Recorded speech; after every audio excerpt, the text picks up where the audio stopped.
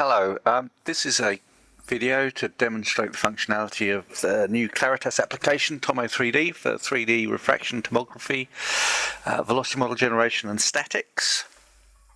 So the new application, Tomo3D, can be found on the Statics tab of the Claritas launcher with the Tomo3D button. So if I click on Tomo3D, it'll bring up the interface. So first tab allows you to select the input files for the Tomo3D application. So first we'll select the geometry that we're going to use. In this case I'm going to work with the Claritas 3D land tutorial dataset, the MPR3D or Teapot Dome data. So when the selection widget comes up, we select the input dataset we want, which in this case will be the GNS MPR3D.geom file, and it displays the topography of that geometry in the window. We then select a velocity file. In this case we can just use one of the existing velocity files that exist for, so whilst these are reflection velocities, they're still an adequate and suitable starting point. And those are little dots everywhere. And then we select the pic file, which contains the pics. And the pic file can be an HDF5 dataset with first break pics in the trace header, or a .pic file. In this case we'll just use the .gns revised final pics.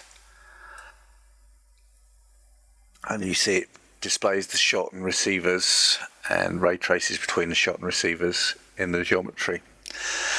So on this display we can control what we're looking at. So if I right mouse button click on the window, it'll come up with an option to select the layers to display, so we can turn off the velocities or the pic display or the topography if we wanted to. I won't worry about that at the moment. And then if we go on to the model parameters, you can see there's a box drawn around the edge of the survey. You can grab a corner and shrink it or expand it.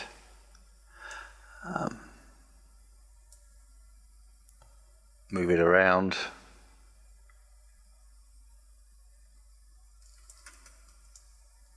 And you can drag the screen around as well, so to centralize and rotate the box. I'll leave it as it is at the moment. So that way you can select a subset of the survey to run your refraction analysis on if you want to. It can be useful, and again we can choose the layers we want to display in there. And in terms of the parameterization for the actual refraction analysis itself, we can decide the resolution that we want to run the tomography on. So you might start on quite a coarse resolution of, say, a 200 meter grid, for instance, to first run. You might change where you're starting the tomography off in terms of the top and bottom of the topography, and you can decide to include the topography or not in the model. And then we go to the iterate, and this is where you're allowed to basically select what sort of smoothness, deweighting ratios, damping that you're going to use, number of iterations you want to run per run, and termination tolerance for each iteration. Now you can do this manually, so we can just click on the start button. It'll run through a set of iterations based on just the smoothness constant and these parameters. It'll run through and do the best it can on that and stop after a bit. Or you can click on the auto option. So for this first run, I'll just run the start.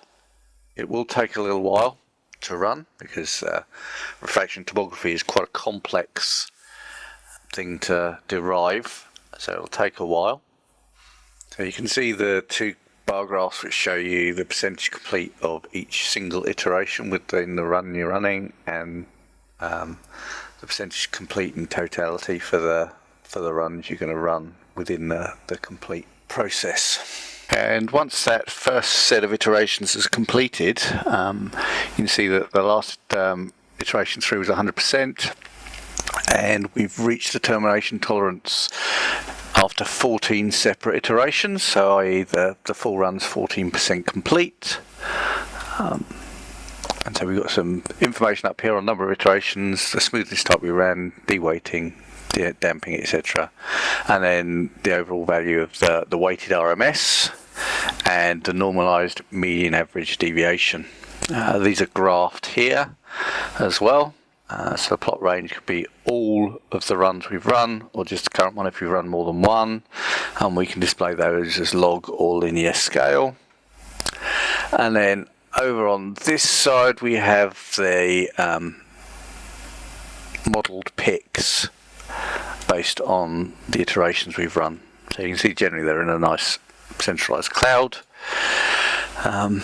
So we can then choose to modify the parameters slightly and start again. We can look at what the model is looking like at the moment after this first set of iterations, and we can look at that in terms of time slices.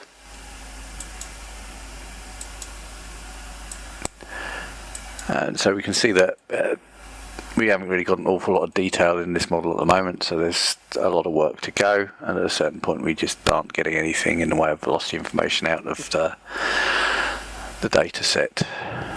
We can display it in terms of inline crossline order, and again we can look at the velocity model and we can tab through the different inlines and have a look at how the velocity model looks, and then we can look in the crossline direction as well, and again tab through different crosslines to see how the velocity model is progressing in terms of updating. Or we can just display rather than velocity, normalized displays, and again we can slice through time, inline or crossline direction. So if I go back to the iterate state, so as I said, I could manually change these parameters and run another set of iterations, but certainly worth looking on any dataset you have at running the auto option, and basically what that will do is iterate through trying to optimize all the time and working through the different smoothing and scaling options to get you to the optimal result. And so if I set that going now, and how it works, it will still sort of cycle through updating iterations, etc., as it works through producing the result you're looking for. So you can see it's starting the first iteration of this auto approach, 9% through, and basically it will run through, and at the end of the auto it will give you a percentage of the number of iterations it's run,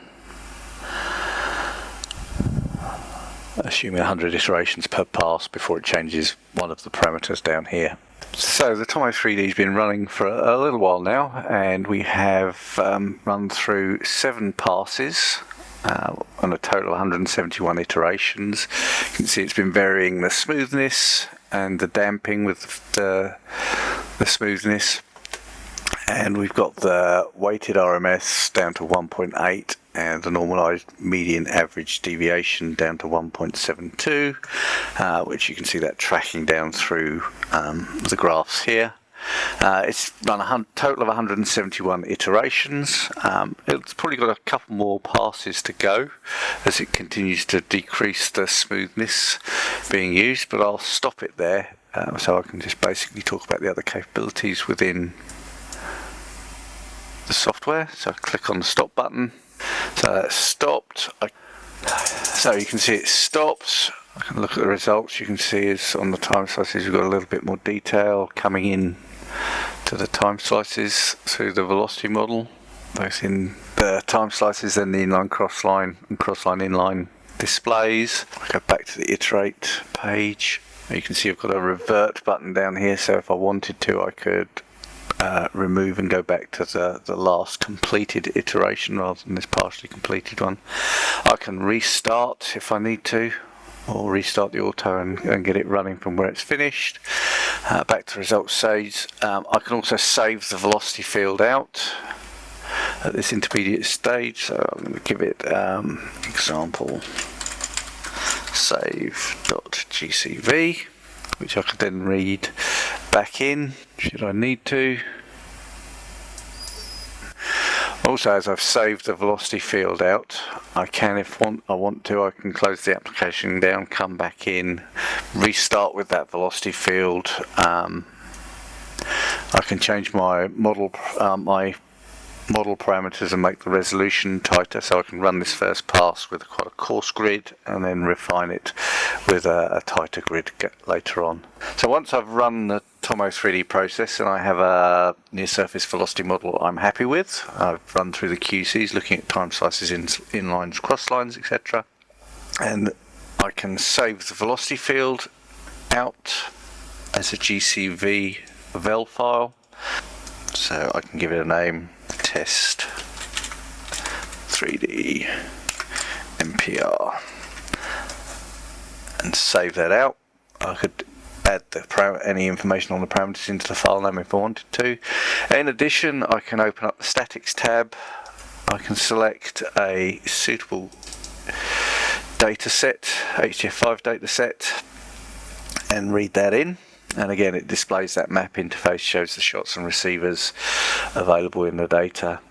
I then have the choice of correcting either to datum or just applying refraction or statics correction. So I'm going to, in this case, take off the correct to datum option and just create sort of similar statics as I would create with the refraction statics package in Claritas.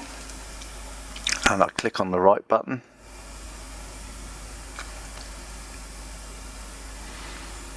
and it saves the statics into the total static, rec stat, static and source static headers of the seismic dataset. And finally, some examples of data from the MPR3D with statics calculated by Tomo3D against elevation statics and refraction statics results from the RefStat application. So this is just a random shot from within the data set, and you can see some differences there, but some interesting improvement in energy across that event there, for instance, compared to RefStat 2D. I think this could be improved further. There's still some breaks in the data that I would like to iron out a little bit, but some encouraging results. I think some of that would probably be around improved first break picking, if possible. That would probably help both the RefStat and Tomo3D. In addition, just show you some results on a stack section. So this is a stack of inline 1080 from the dataset. Again, Tomo3D versus RefStat 3D results. So if I toggle between the two, in terms of Tomo3D, there's certainly an improved stack response through there. Yeah, so again, I think there's further work we could do. I think we could improve the picks, and therefore the results from both RefStat and Tomo3D would improve. But that gives you an example of what we're getting out of the Tomo3D application. And I will leave it there. Thank you for watching this video, and goodbye.